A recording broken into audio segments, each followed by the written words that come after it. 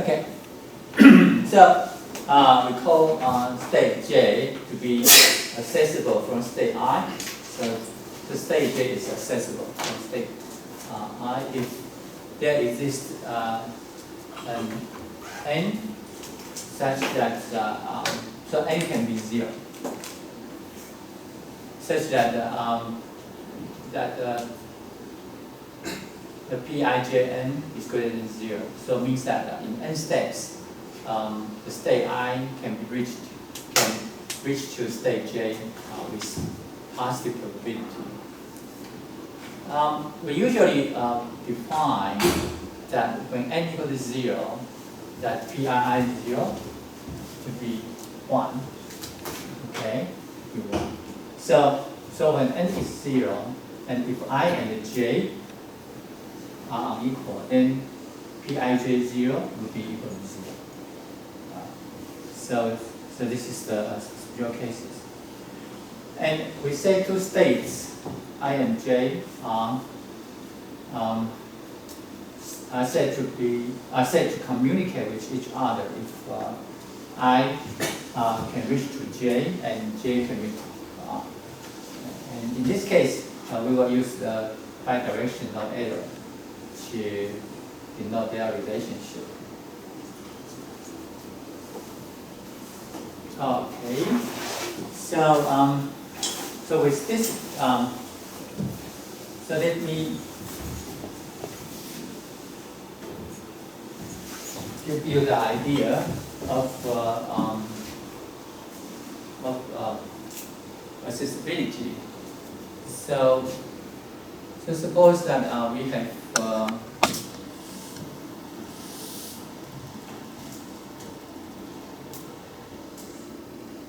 okay. So this is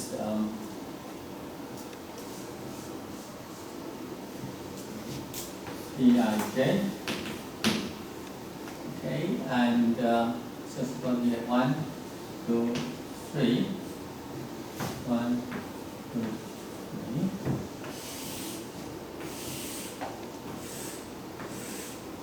Okay.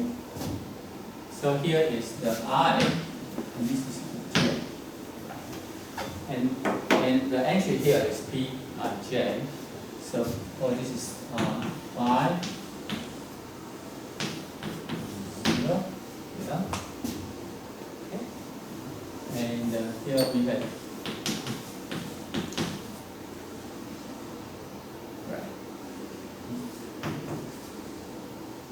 so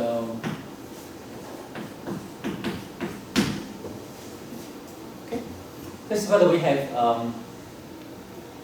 a Markov chain and the transition probability can be written in this table. Okay. Right. Now, so P. So we see that we know, for example, 1 to 3. Okay. This is 0, of course, and P1. This is one step and it will be right. So this is also 0. Okay. But how about in 2 steps? Okay. Now in 2 steps, so we have by the Chapman from the Bloch equation, we have 1 P13 plus P.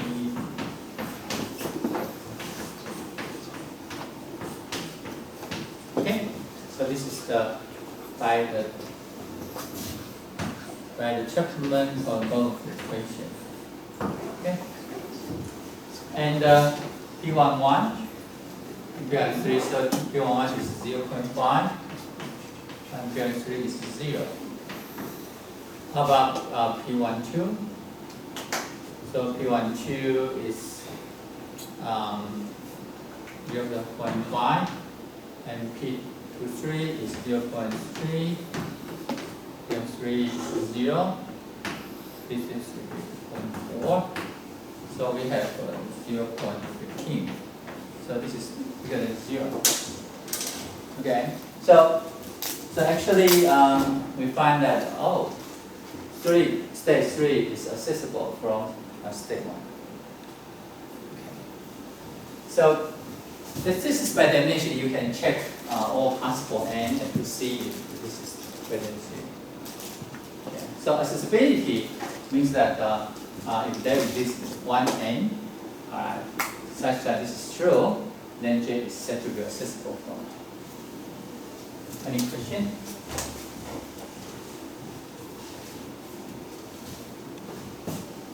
So of course the task can be huge if you have to compute up to a big n, right? It's possible, right? To some big n, and you find that you can have that. Right? Otherwise, if you want to deny the accessibility of J from I, then you have to check that for every n, this probability is equal to 0. Wow, that is a huge task, right? It's a huge task. So we have to find an efficient way, right, to justify whether a state J is accessible from state I or not. We have to develop an efficient way. Okay, so before that, we first establish some problem of communication. We say that two states communicate with each other if they are accessible to each other, right? So here, first of all, for the communication with an equivalent relation, first of all, it is reflexive. Means that any state communicate with the self. Okay, and the reason is that by our definition, PII is 1. This is 0. Okay, so any state communicate with itself. So it's reflexive. Symmetry. Of course, this is true, right? Because if I communicate with J, means that I is accessible from J and J is accessible from I. So by definition, it's symmetry. Okay? So the only thing we have to prove is about the transitivity. So if I and J communicate with each other and J and K communicate with each other, then I and K communicate with each other. Right. So here is the proof. Now, I and J communicate with each other. So there exists N1 and M1 such that Pij is in N1 steps is positive and Pji in M1 step is positive. We have that. And similarly, for this fact, J and K communicate with each other, then there exists N2 and M2, right? And such that in N2 step, J can go to K with positive probability, and in M2 step, K can go to J with positive probability. So that is from the given condition here. Now I apply the Chapman-Combe equation. So to prove that I and K communicate with each other, we have to show first that K is accessible from I, and we, in particular, we select N1 plus N2 steps. Okay, because we can apply this is the Chapman-Combe equation, and in here there are potential limit in many terms, but in particular for L equal to J, okay, so equal to J here. We know this is positive and this is positive from here and from here, right? And so the product of two positive number is positive. So proof that this is positive, so K is accessible from I. Similarly, Similarly, we select M2 plus M1 steps. So that by checking from the equation again, we have this sum. And then in particular, we select L equal to J. Okay. And so we have that. This part is greater than 0. Right, and so we prove that the communication is an equivalent relation. Okay. So we have that communication. It's an equivalent relation. I think it's an equivalent relation so that we can partition the state space into disjoint subsets. So it's called the communication process.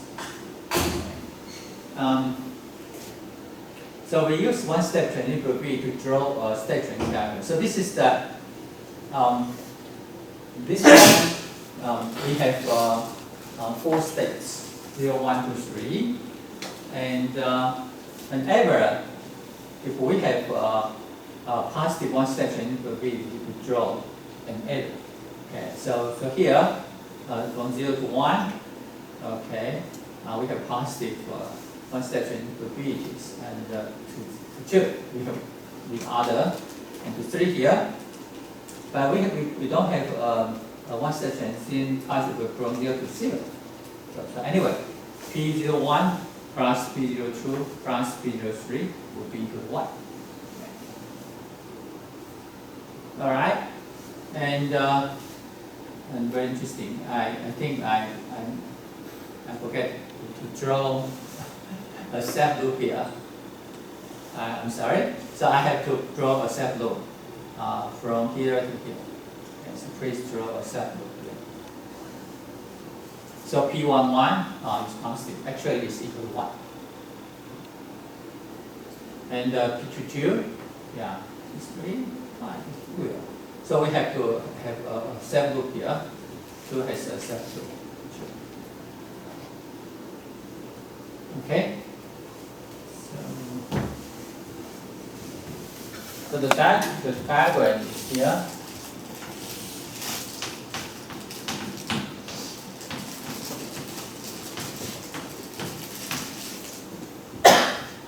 So we check that this is 0, and we have 3, and for 1, 0, 0, 0, 2, and 3. Okay. So the check means that the training probability is positive.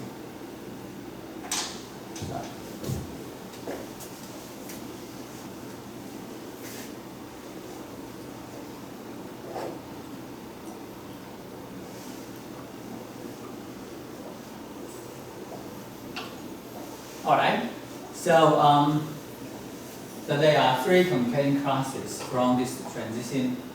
We call state transition diagram. So I'm sorry. So please put a step loop here and another step loop here. So there are 3 communicating classes. One is the state 1 itself. All right. And the other is the state 2 itself. And the third one is 0 and 3. Because that we can, so 0 is accessible from 3 and 3 is accessible from 0, right? So they 0 and 3 communicate with each other, right? But 1 and 3 do not communicate with each other because that 1 is accessible from 3, but 3 cannot be accessible from 1. It's impossible. So we have 3 communication classes. We have 3 and 1.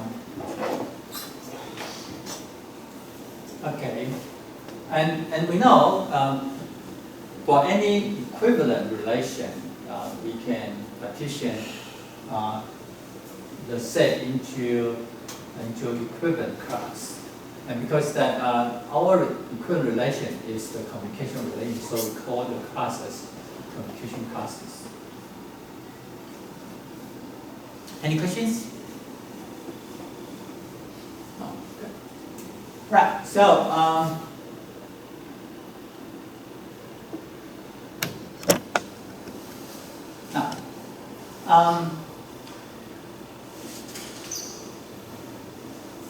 we now define the concept of period. Let's I is a given state, right? And so we collect with all the time step n such that BII in n step is positive. So we collect all the positive steps and years together. We call the V sub R here. Now, if this set is non-empty, then we define the period to be the GCD of all integers in the set VR. The GCD, right? Greatest common divisors, because that the set consists of positive integers. But if this is empty, then the period of the state is defined to be infinity. That means that you never go back from I to I, right? You never go back. Because that means that you start with I, given the starting state is I, and then you will return the state I in n step. Okay? So this is the return infinity. Right? Start from I. So P, what is PIIN? The probability that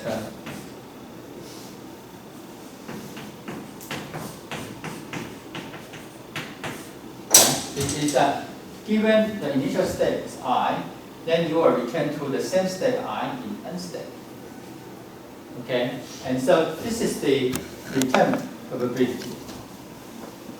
Alright, and the VI is just the collections of all steps such that you are able to return to the same state I in n steps. Okay, so you go back. Okay. If you never go back, alright, you never go back, then the period it will be called infinite. And the state I is called a non-return state. Okay. But if this is not empty, so you should have a GCD, okay? And so the GCD will be called the period, because that every n in VI will be a multiple of this GCD. Okay, it's a multiple of this GCD, and so this is called the period. That means that the shortest time the state will return back to itself. Okay, so it's called the period, the shortest time. Now, so if state I has a finite period, in this is condition. All right, then PIN is 0 for all n such that DI, the period of I, does not divide n. Okay, because that if n is not divided by DIN, then the n will not be in the VR. Okay, so by definition of VI, PIN will be 0. Any questions? Oh, yeah, because we know the period is the GCD of all the positive integers in VI, right? So that all the integers in VI will be a multiple of DI. Okay. So if n is not a multiple of DI, then n cannot be in VI. And then if n is not in VI, then PIN should be 0. Because if a PIN is greater than 0, then must be in the set.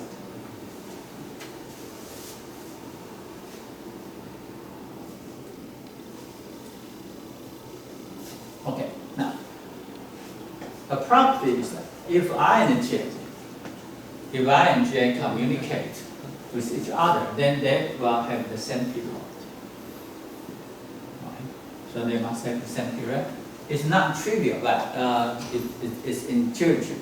It's true, trivial.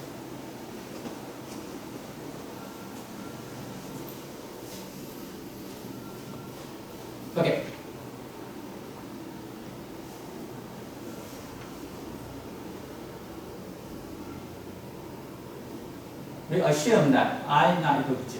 Of course, if I equal to j, then they must have the same period, of course. So we should assume I not equal to j. Now, if I not equal to j, now because I will go to j and j go greater to I, right? So that the period must be finite. Is that okay? The period must be finite because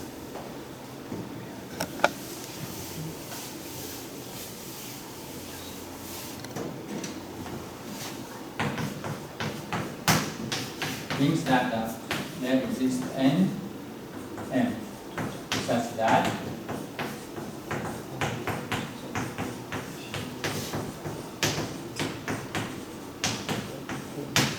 okay.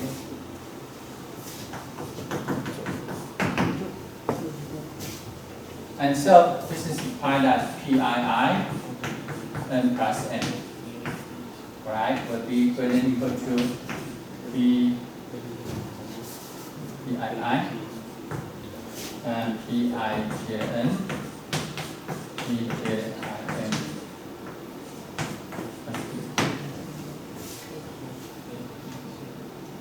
Okay? Is that okay? And so VI is not M. So that VI must be finite. Okay? Must be finite.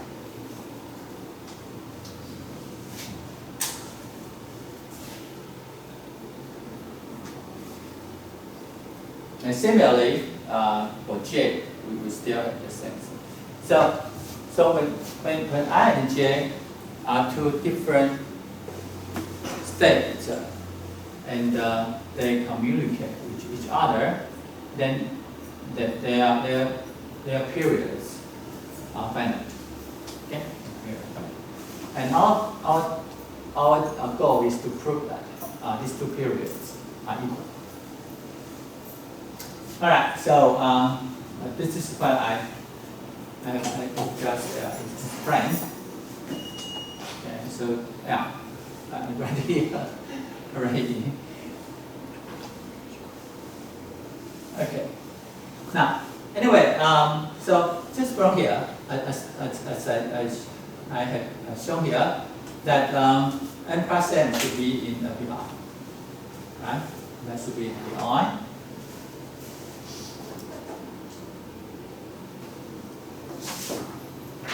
Okay, so now for any x in Vj, we have pjjx greater than 0. Okay, so pjjx greater than 0. Then we consider pii n plus s plus n. Then by the Chapman-Kolmogorov equation, right? This probability, this transition probability would be greater than equal to that you go from I to j in n step, and from j to j in s step, and from j to I to m step. This is positive. So this implies that n plus s plus n is in VI. Okay?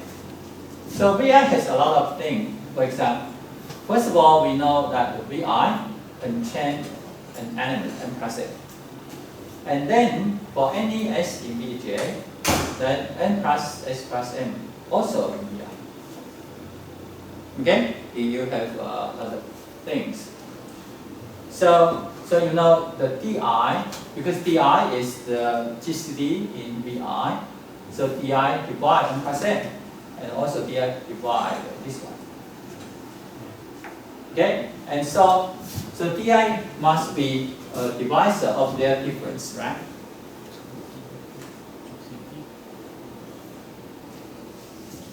This is from the problem integer. So di is a divisor of this number. Di is a divisor of this number. So di is a divisor of the difference of these two numbers. So the difference listed is s. 3 is a divisor of 12. 3 is the divisor of 18, right? So 3 is a divisor of 18 minus 12. Okay. So DI is the divisor of this. So of course, DI is the divisor of the GCD. Okay? Is that okay? Similarly, we can show DJ is divisor of DI, and so they are the same.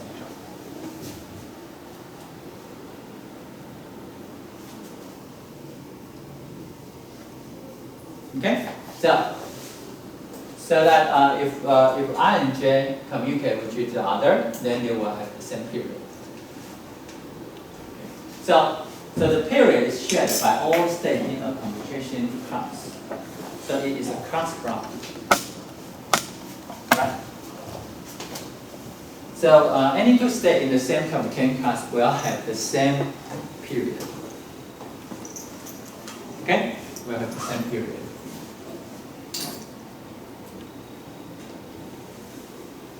Now, a retained state means that a state with finite period, because a non-retained state is a state with infinite period.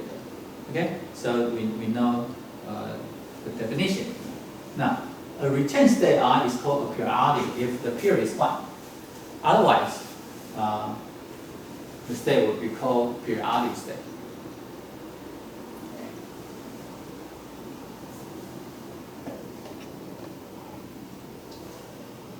Okay, so now, now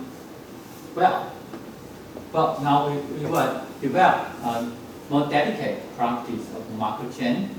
So we have to now we have to resort to the information system related to a Markov chain.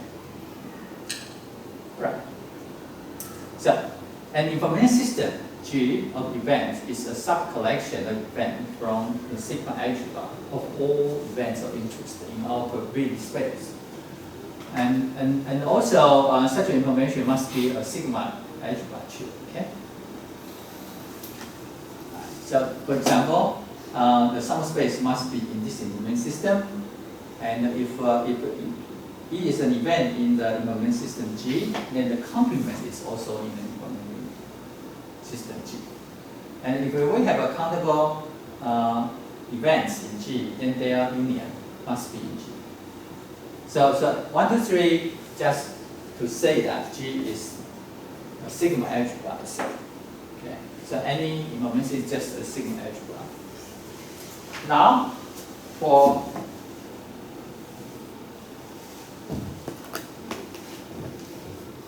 now we define for n from n here.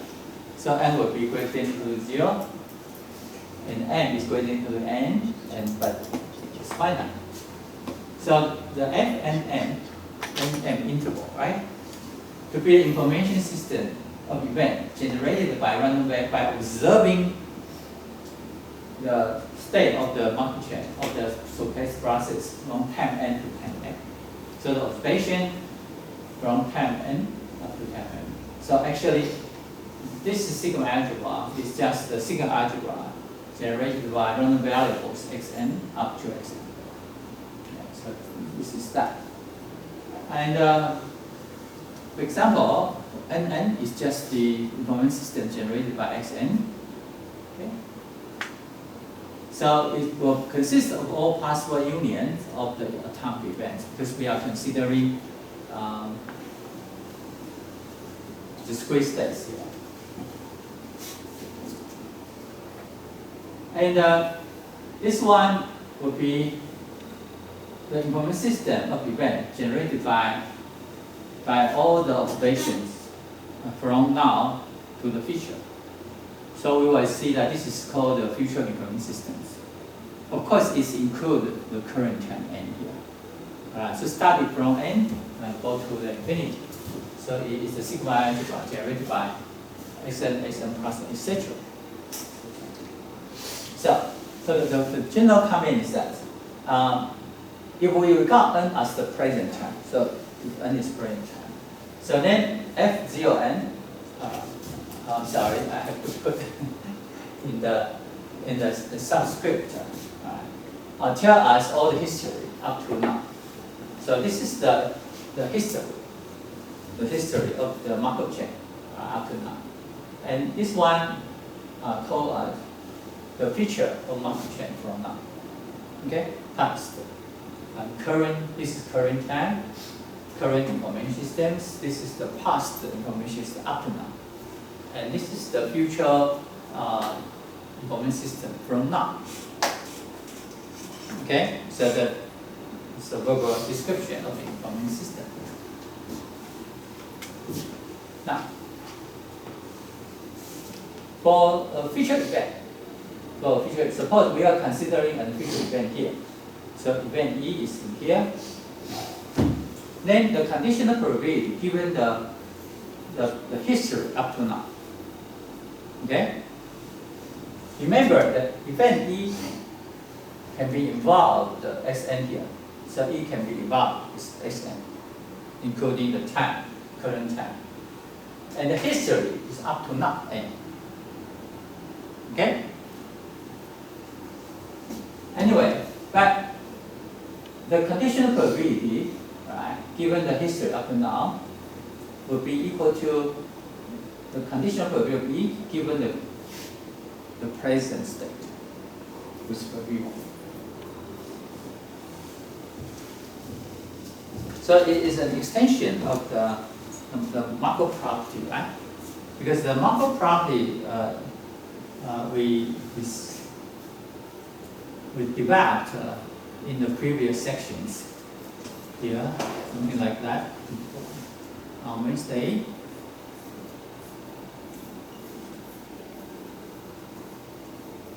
For example, here, right? We say that, okay, we start from 0 up to m, and then we look at the far future, right? Time, far future time. But it's still a fixed time, right? M plus n. And we have this Markov property. But the theorem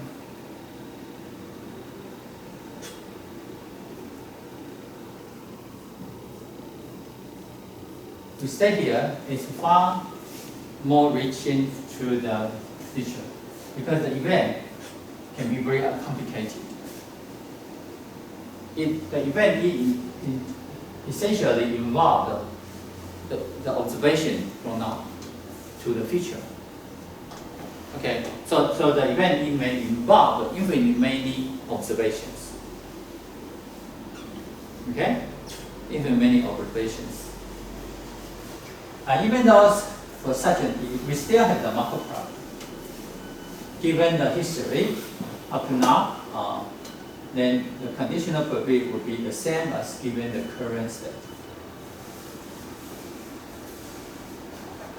Okay, so this is the one variable version, right? But if you put the classical way, then this is the same.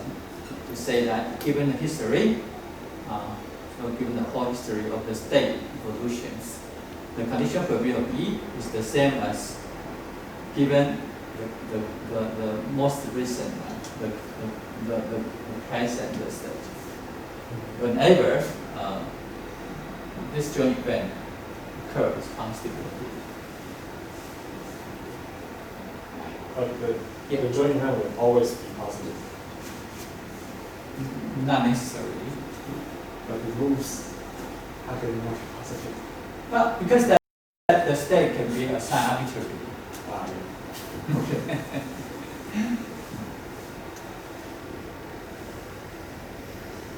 Okay, so now the proof is divided into 2 steps.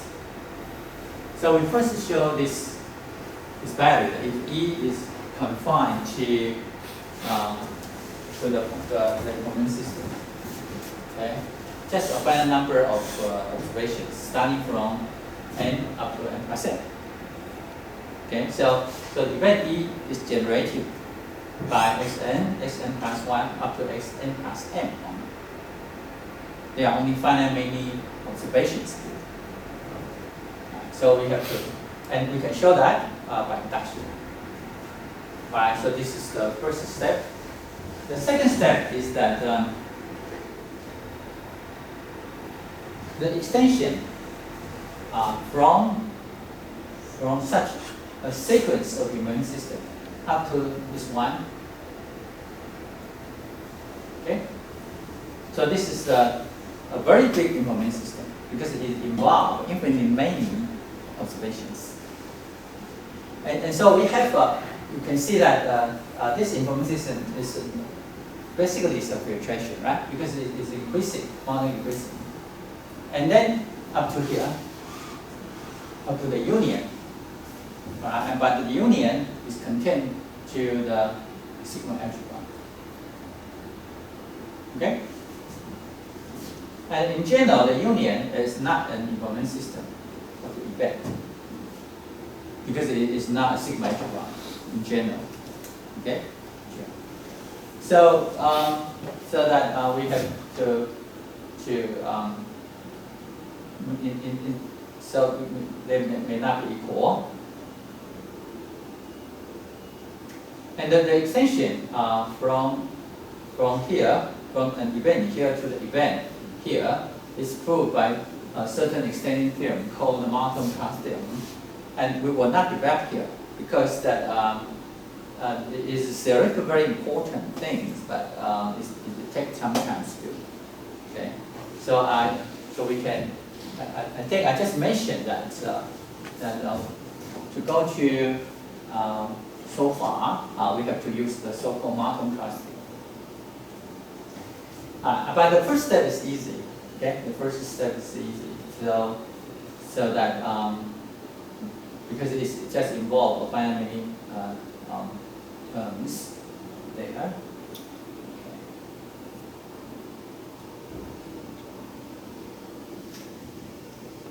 Okay, so I just briefly describe how a proof can be done, and so we'll accept the theorem and to use it in the future. Because this is a very, very general version of the Markov property. You know, because that the event is in the future. Okay, in the future from now on.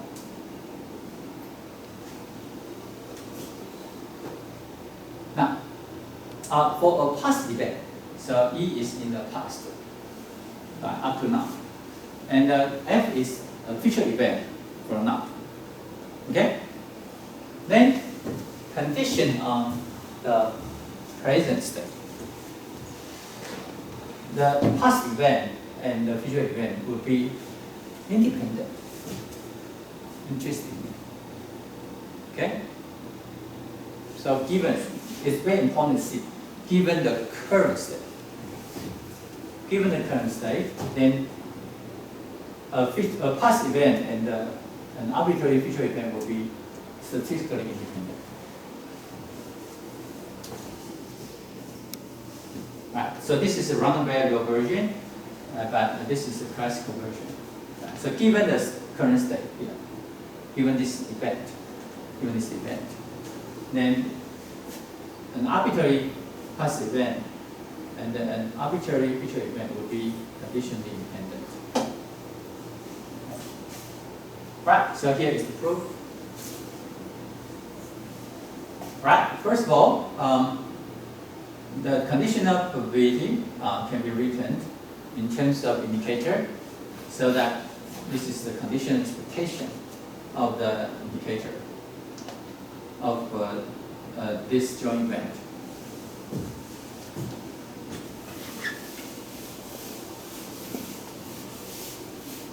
The indicator of this joint event actually is a product of the respective indicator.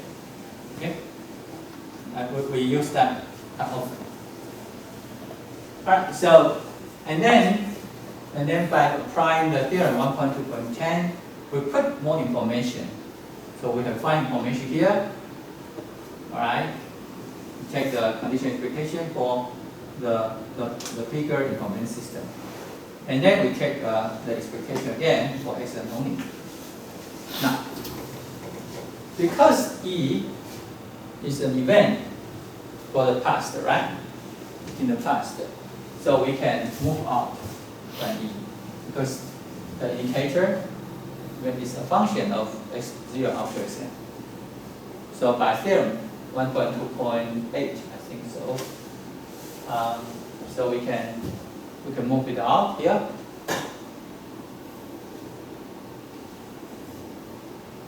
Okay. So this is one. But what is that? This is the probability of a future event, right? Given the past.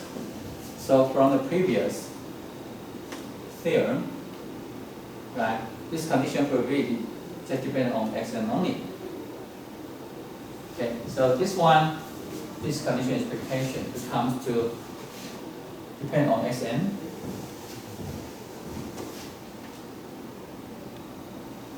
Okay, because when we turn this condition expectation into a condition probability, right? So this one is replaced by this one. Alright, and so you can move this out because this is a function of xn. So condition of xn, you can move it out here again. Okay. So this is by the theorem 1.2.8 again. And this is the probability here. And we have that. So with the conditional expectation, the proof becomes to be very concise.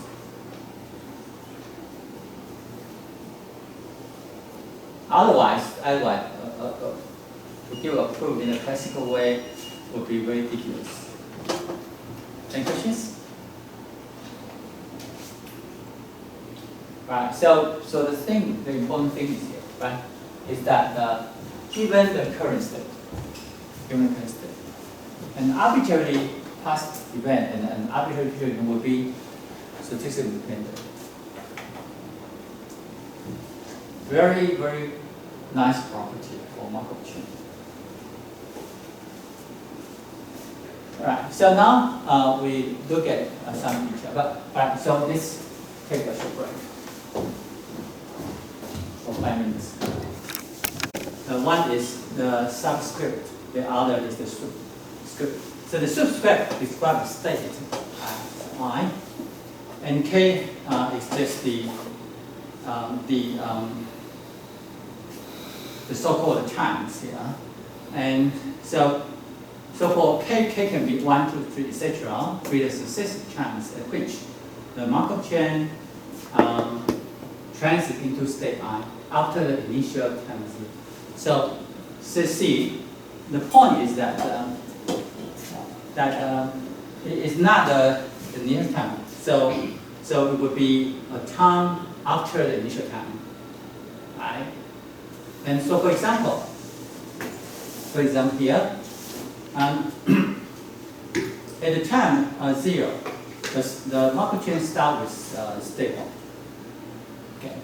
And we want to investigate the passage, successive passage times to state 5.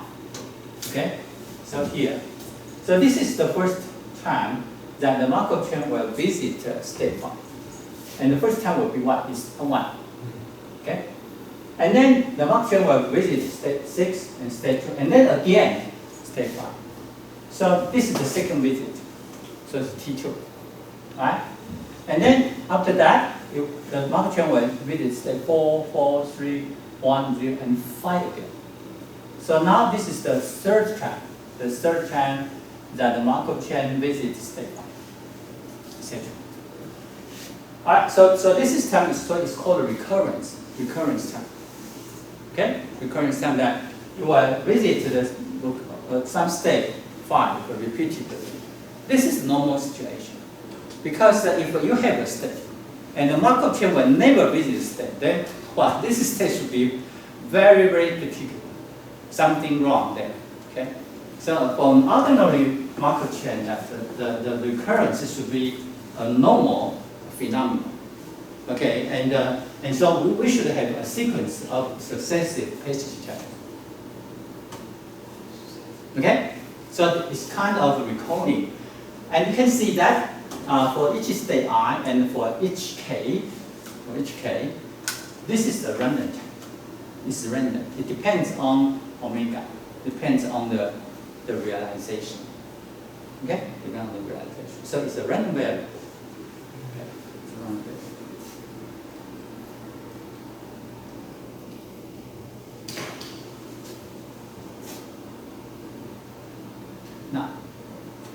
Now, there may some special cases to occur for an outcome omega. If there do not exist such time after the m's transition into state I. So that means that you have the first phase time to state I, you have second phase time to state I, you have the m's phase time to state I for a particular outcome. But okay, so you have finite things. And then we will relate that the inter-arrival of the passage time to be infinite. Because from that, we will never visit the state I again. So that the difference, right? Because we expect to the next visit to state I, but never happen. Never. So the difference will be infinite. We will set it to be infinite. And similarly, this is infinite, right? Every difference is going to be infinite. Okay. So this implies that from m+1, the case basis will be infinite. Never happen for this particular method. So this is the language we used to describe the recurrence, all right, of visiting a particular step. Any questions about this concept? All right, so they are called passage times. Okay, they are called passage times.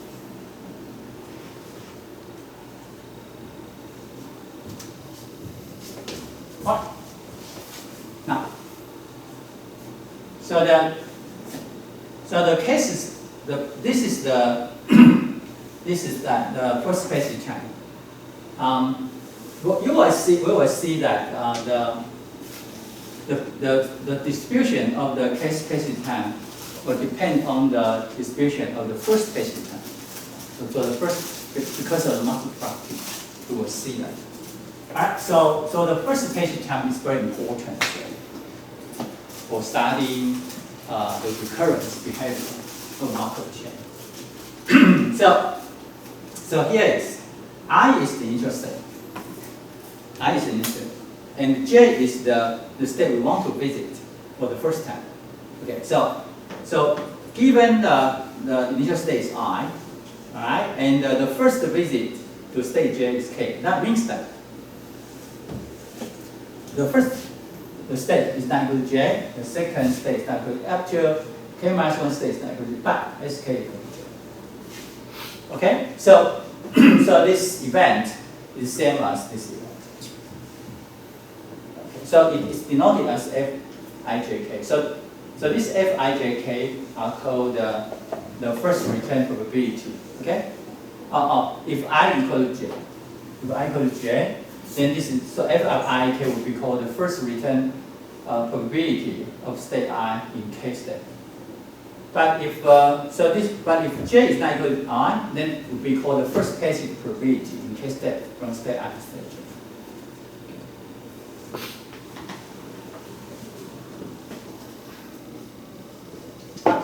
So we have defined the first passage probability in K step from state I to K state J. And finally, the next one.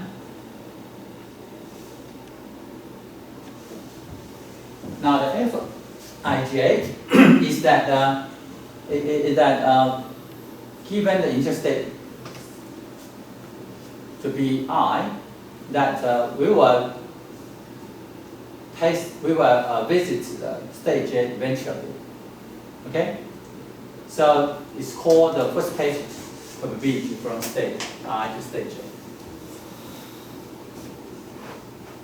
Right, and so that this is the sum of so by the total event theorem, that this is the sum of of this condition probability that the first passage occurs at time k. Right, so Fij is equal to the sum of Fijk for k from 1 to infinity. Yeah. Okay, so this is one. We call the first passage probability from state I to state. Now a state I is called recurrent if the first return probability is equal to 1. Right? The first return probability. Right? Because when j equal to I, we have this is called the first return probability. And the first return probability we call is recurrent means that you start at state I and you will return back to state I with probability 1 in finite time. Okay, so eventually you will go back to I. Then it's called the recurrent state. Right. So you start with the state I and you will go back to previous state I for the first time with probability 1. Okay. Then this state is called recurrent. Otherwise, it is called the transient state. Okay? So a state is either recurrent or transient. Is the concept of recurrence is okay for you?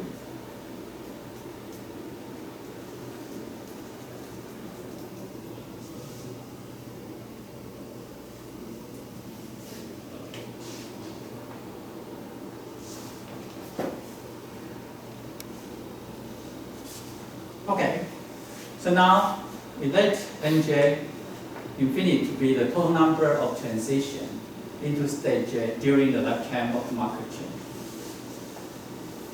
Okay, so this is the total number of transitions or total number of passages into state J. Now, for n to be a finite number, so the event that the total number of transitions is equal to n, a finite number. This event is the same as that the union of I, that you start with I, right? Because that in the description we don't know what is the initial state. Okay? So here we partition on the initial state. Okay? The initial state can be any state, right? So it's I, and then T1j is finite, up to Tmj is finite. Okay. Because we have, and then Tm plus 1j is infinite. Because we have only finite number of visits. Okay, so this event becomes to the union, the joint union of the joint venture. Okay, and this is the same as to say that T1 is finite, and the T2j minus T1j is finite, etc. But the last one, this is infinite. So if M is finite, then this event can be described by the joint union of such kind of events. The other case is that if the total number of transition into state J is infinite, then that means that the Tmj, every m's visit is finite. Okay, so that so you have to take the intersection, and this is the same as the intersection of the arrival time of the passage is finite. And because we want to use the difference, so we define the zeroth visit will be 0. Okay, the time is 0. So we have the description. This is just the preparation. Okay. So now the lemma, the successive passage time to state J. So T2J, etc. are stopping times. Okay, so they are stopping times of the macro chain. Okay, so very interesting. The passage time, successive passage time, T1J, T2J, etc. They are all stopping times. That means that the nth passage time to state J equal to n will be belonging to the moment system up to time n.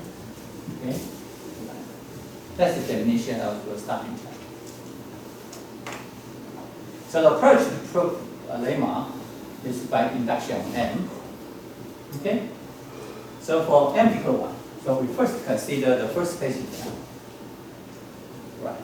So the first passage time here is equal to literal n. Okay. So we will visit the state J for the first time at the time stamp n. So that means that as 1 not equal to j, etc. And then xn is equal to j. And you can see that this event can be described by x1 up to xn, right? And so of course it's in this information system. So this shows that T1J is a stopping time of the model tree. Because if we know the information up to time n, we will determine that whether this event occur or not. Okay? So that for n equal to 1, we've shown that the first passage time is a stopping time, okay, of the filtration, of the natural filtration. Okay. Now assume that the mth passage time is a stopping time of the market chain.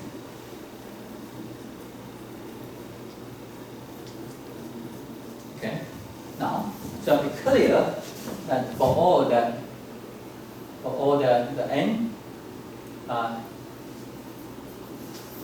right, less than equal to m, the n plus 1 passage time equal to n should be an empty event, because this is impossible. Because this means that you have to visit the j state in n plus 1 times. But the time index is only n, which is less than equal to n. So n is less than n plus 1. This is impossible.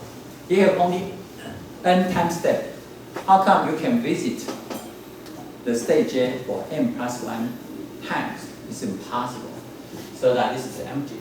So of course, anything say is in this domain system.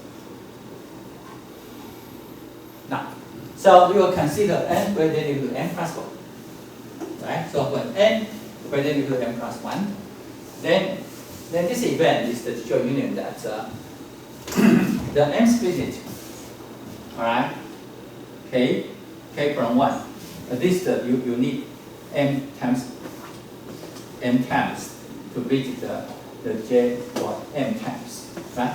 So that this is, and then the t m plus 1 j is equal to n. Okay. So you partition the event by the mth passage time to the state j. All right, and then we can rewrite the joint event in terms of xn here. So you see that we already show that this event depends on x0 up to xn. Okay, and here the rest of the event depends on the event up to time n. So of course this event, right? This event is depends on is in the moment system up to time n here. Okay, so this shows that this event is in here, and so the n plus 1 passage time to visit state j is a stopping time. So we finish the induction step. Okay, so we have the concept that the passage times to visit j, they are all stopping times of the macro chain. When we define the stop time of the macro chain, means that is the starting time of the natural filtration associated with this stochastic process. And the natural filtration is just at n. Okay, so this is the natural filtration. The sequence of the f from 0 to n. Okay.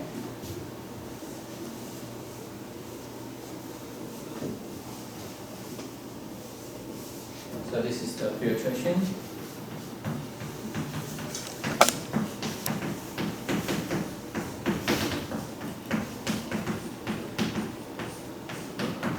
Okay. So this is the natural filtration of the market chain.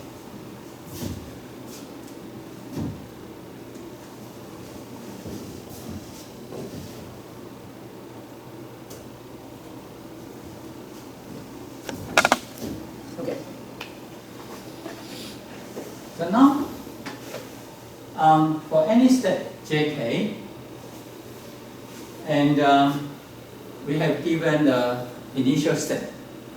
We have given the first passage time to state j, and up to the mth passage time state to visit state j.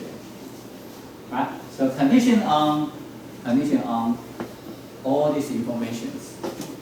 And we want to know that the next to visit the state j for the next time will take n steps. Okay, so this is the inter-visit time, right? The inter-passage time from the mth visit to the m plus 1 visit. And so this time, this condition probability is equal to the, what is that?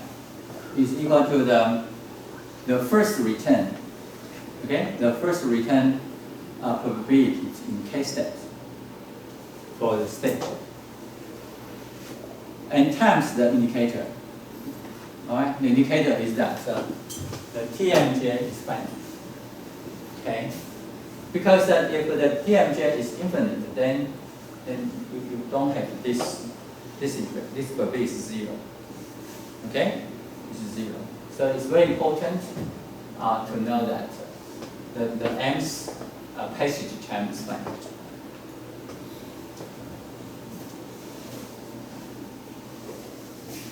And I remark here that fjjk is this probability, which is the first return probability of state j in k steps.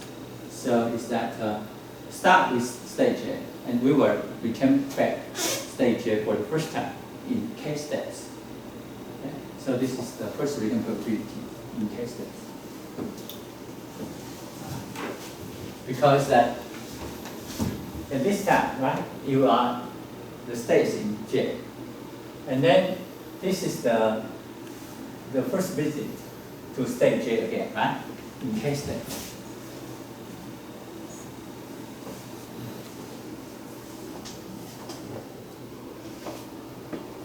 So any questions about the statement?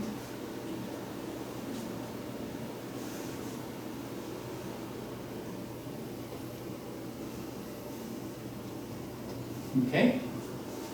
So you see, you are given the past time, right? This is the initial state. This is the first time to visit state j. This is the m minus 1's time to visit state j, and this is the m's time to visit state j. Okay. And with the conditional probability, given this information, we find that it only concerned with the last one, the m's visit time to state j. You can see because this one in here is a function of the m's visit time to state j. So the conditional probability, even though you condition a lot of things, but this conditioning depends only on as if you condition only on the m's visit or the m's past passage time to state.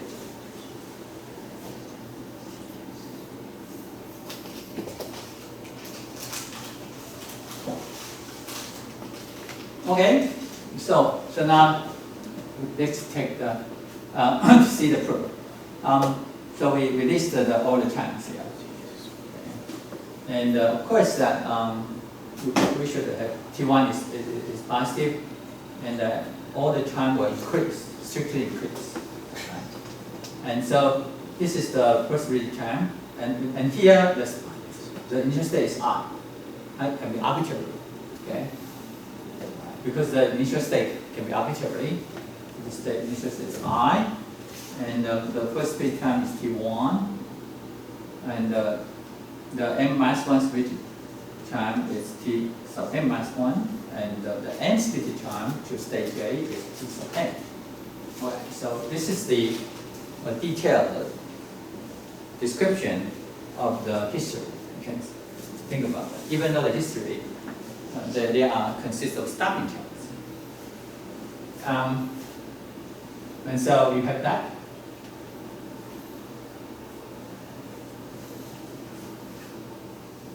So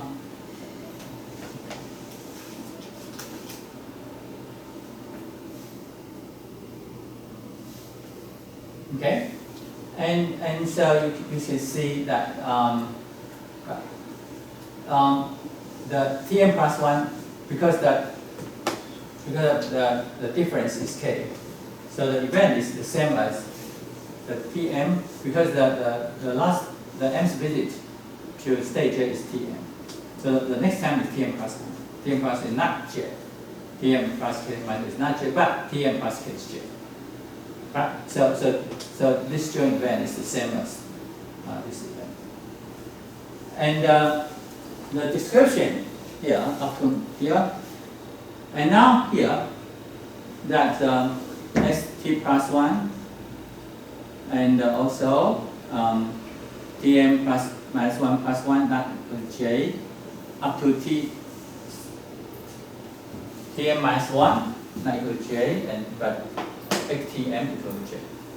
Okay, this is to describe this event.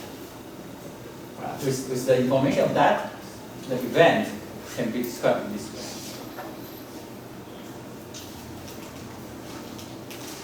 Okay?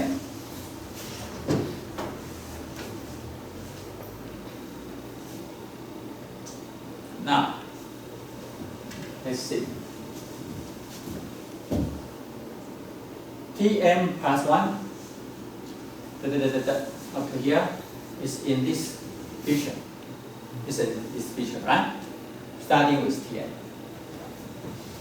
Right, so we will set Tm as the present. Okay? Because the most recent is Tm. And the x0i, Ti, everything here is in the past event. Because that all these times are what? Stopping times. Okay?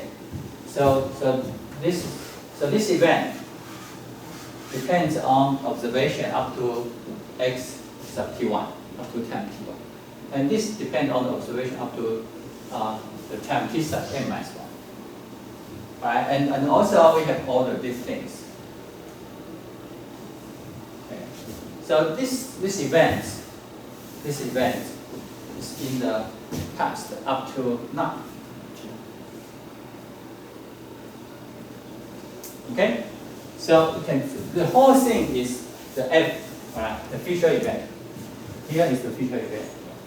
So we have a future event, even a past event, and the current state.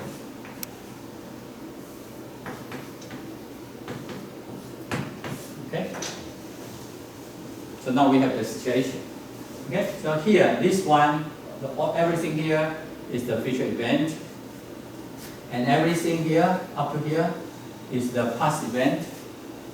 And we have given the current state.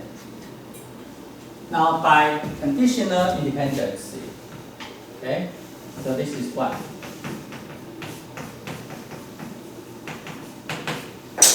Because we know the conditional independence.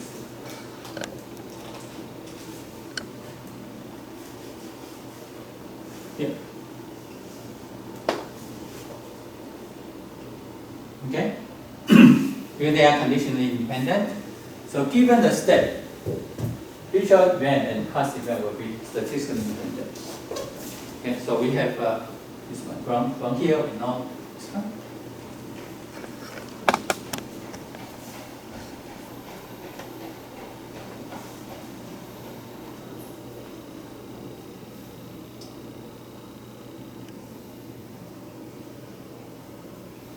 Right, so by the conditional independence of the future and the past, given the present state, so we have what? We have that we can delete all the past event. Okay, and then we have that. Okay, so we have this one. So this is the F event, the future event, and this is the current state. All right, and by homogeneity of Markov chain, now we can shift the piece of m time unit. So this is x0 to j, and here this one. And look at the description. This is just this event. That the first rigid term to j is k. Right. So this fjk. So this is when the mth term is finite. Okay. See here, it's finite. So when it's finite, we have this one. But if the nth term is infinite, then we must have this is infinite. So this is 0. Okay? And so that we conclude together that so we have this one. Any questions? So to prove the theorem, we use the fact that all the passage times are stopping times of the Markov chain. Okay? So there are stopping times here. We have stopping times.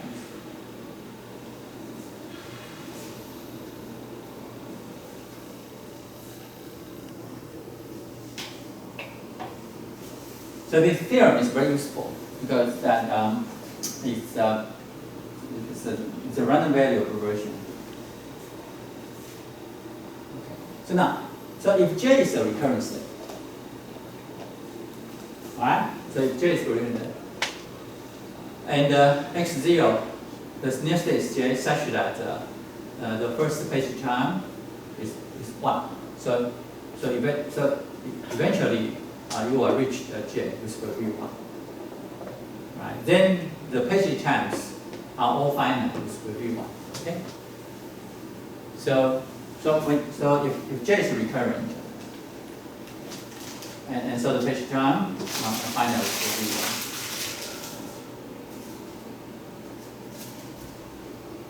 1. And the statement here can be proved by induction, by applying the previous theorem. Okay. So we have that, and in this case that because that every term is finite, so that in this case, this conditional probability would be a constant. So that we will, in this case, okay. So if the initial time I go to j is always will be 1, then that you have no problem with that. Okay, so to have this nice formula, you must have meet a condition that for any state I, you can reach to the state j with review 1. Okay, so that is very important. Okay. Otherwise, you have to go back to use here. Is the constant times this indicator, because this event depends on the initial state. Okay, depends on the initial state as well as the state j. Right? So maybe it's hard to imagine, but this event depends on the initial state.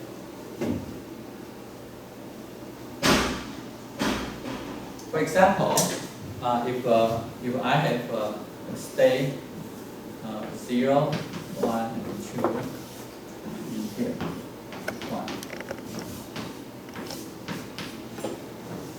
Okay, suppose I have this simple marker chain. So the first one step change need to be from 1 to 2 is 1, and from 2 to 1 is 1.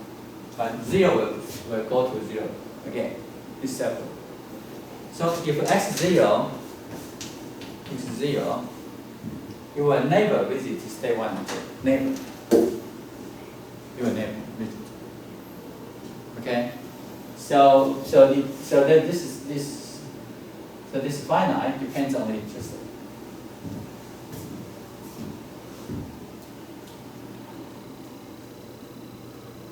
Okay.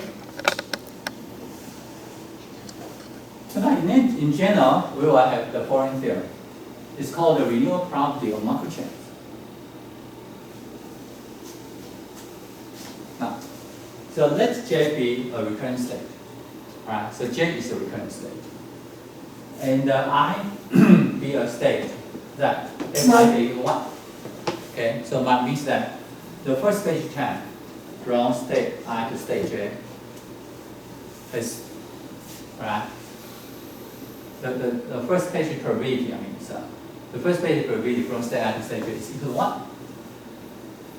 Then with x0, with the interstate equal to I, the T1 J2 J are the renewal times of a delay the renewal process.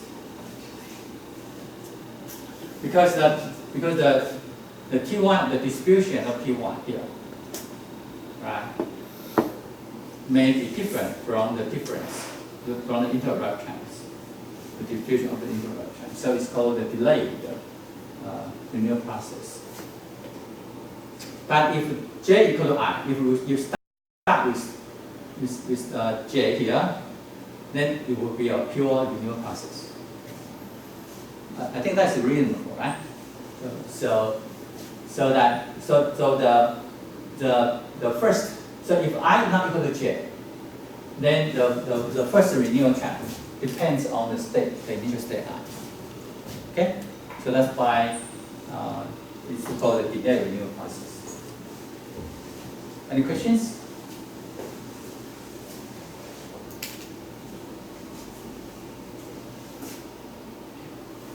So it's very nice for the current state. So if you have a recurrent state, then the passage to this recurrent state, these times will become to renewal process. All right? If you start with this recurrent state, but if you start with the other state, but that state I will reach to J eventually, then you will have a delayed renewal process. And I think I skip the proof, okay? Because the idea, the proof just give you a justification, right? The idea I have developed in the previous discussions. So now we are able to use the stereo renewal process to discuss the Markov chain. Okay, we can use the previous result.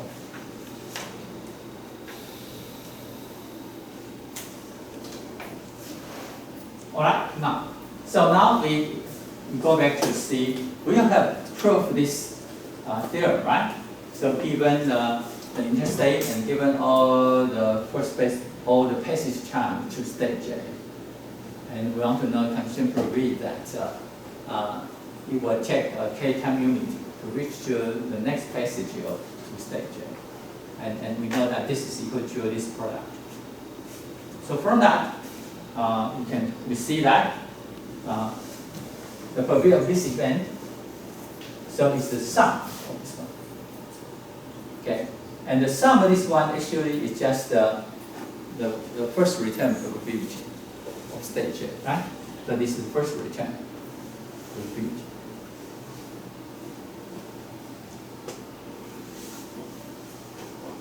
So that if we want to know the probability that this difference, this time difference is infinite, then this probability will be equal to this one minus this.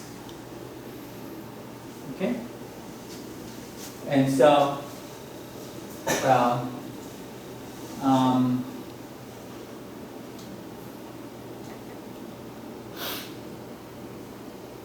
so now we decompose the big one into two parts, right? So this one minus is one of the indicator plus one of this indicator, right? Because this is the complementary event. All right, so this one can be decomposed into two parts. And so you can combine together into here 1 minus fjj and plus this one. Okay, so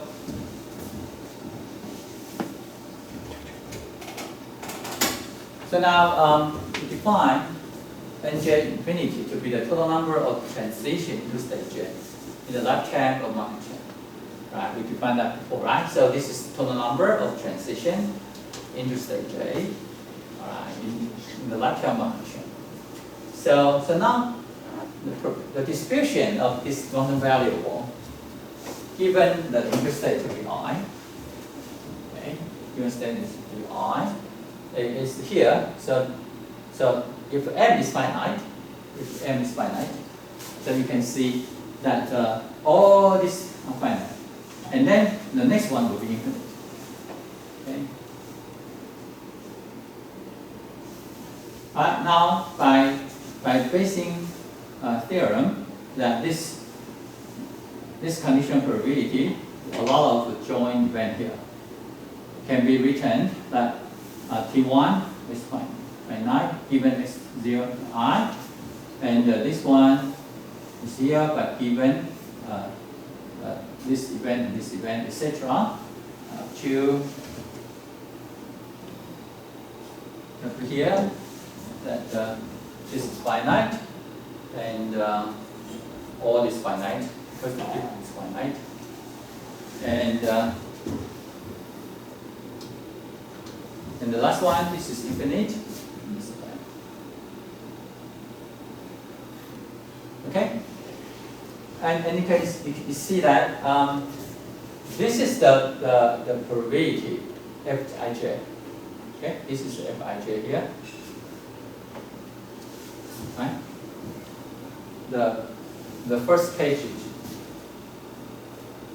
probability from state I to state J, Fij. And what is this one? This one is that because this is infinite, this is finite, right? So you can use the previous result here.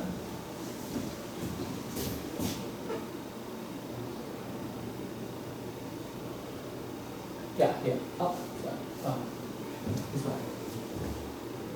Finite and give the time here. Okay. And we know, given all this information, depends only on the Fjj, and we need only to check whether the nth positive term is finite or not. But in here, we'll apply the result here. We know this T1 is finite. So of course the indicator one is true, right? So we should have Fi with Fjj. So this is Fjj, this is Fjj, because they are all finite. Okay? And also this is Fjj. This is finite, so 1 minus Fjj. Okay? So you can see that it's very similar to a geometric distribution, except that we have Fij, the first page term, from state to state. Right? So m is 1. And for m equals to 0, what is m equals to 0? This is this one. So that means that you never visit state J when you start with state R. And of course, this is 1 minus Fj. Okay? So this is 1 minus Fj. And for m equal to infinity,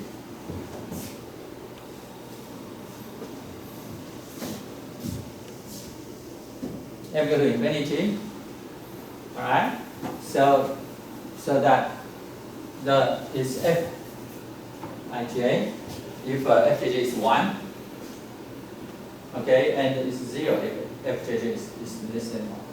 Good. So together, because this one is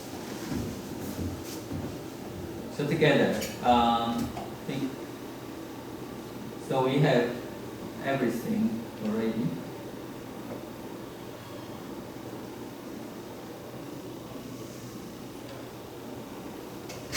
Okay, so you see that given the initial state, this m is from 1 to m0 and m infinity.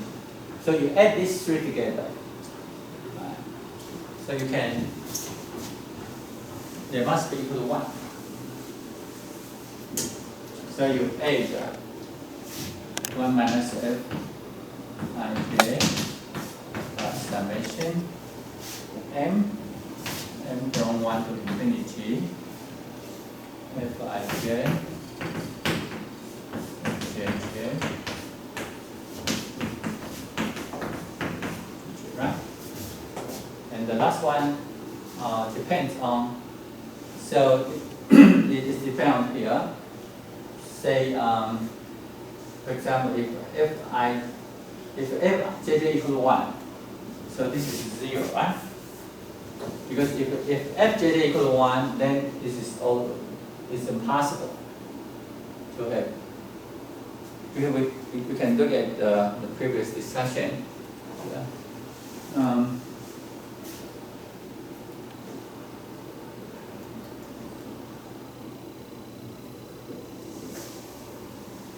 Okay.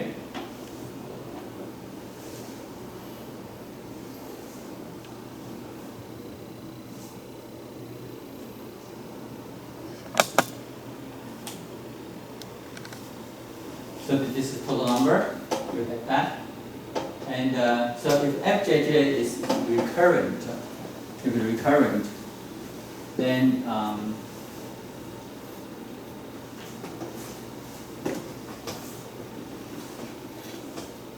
so if it's recurrent and f equal to 1, then this is depends only on the first spatial chart. Otherwise, if fj is less than 1, then it's impossible to visit the stage is infinite many times. So so if this is the case, that so we have Fij and 0 if Fjj is 1, if Fjj is 1. Okay. So now you can see this must be equal to 1. You can check the balance. So you have two cases to consider. First of all, if Fjj equal to 1, then this is 0. Right? And 1 minus Fij plus Fij is 1. Of course. Fine. If Fjj is less than 1, so here is 0.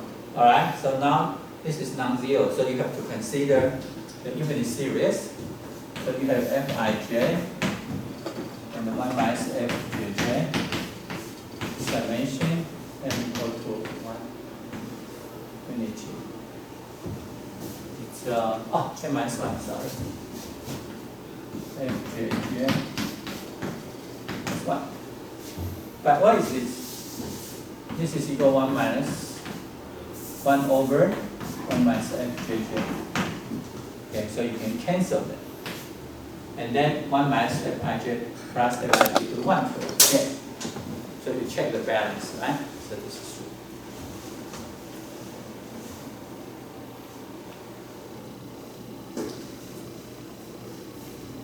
All right. And the next fact is that how do we justify a state to be recurrent?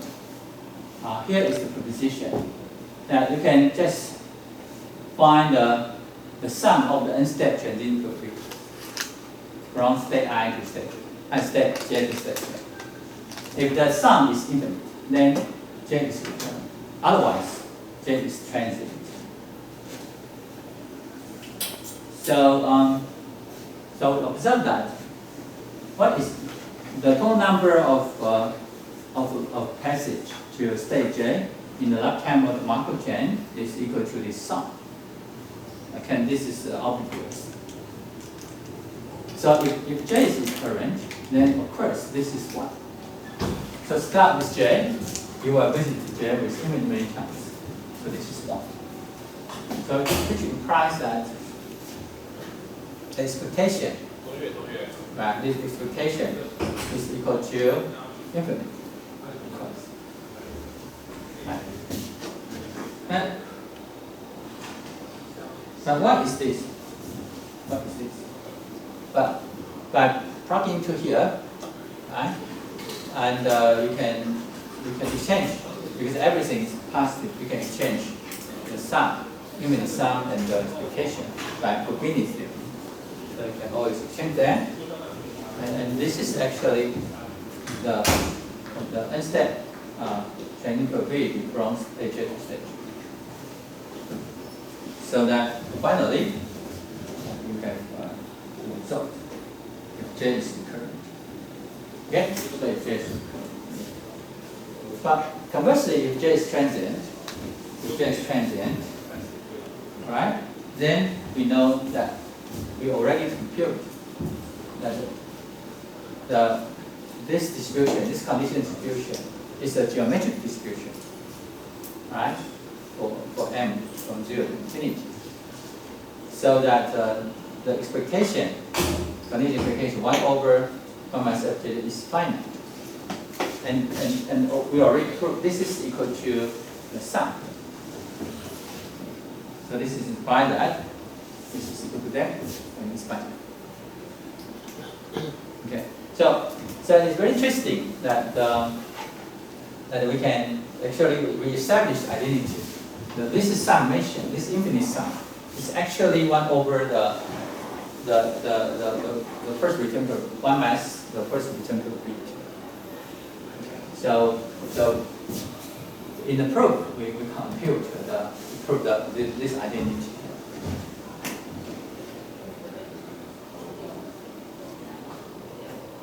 Okay, so I have to stop here. So we are able to describe the recurrence quantitatively. Okay?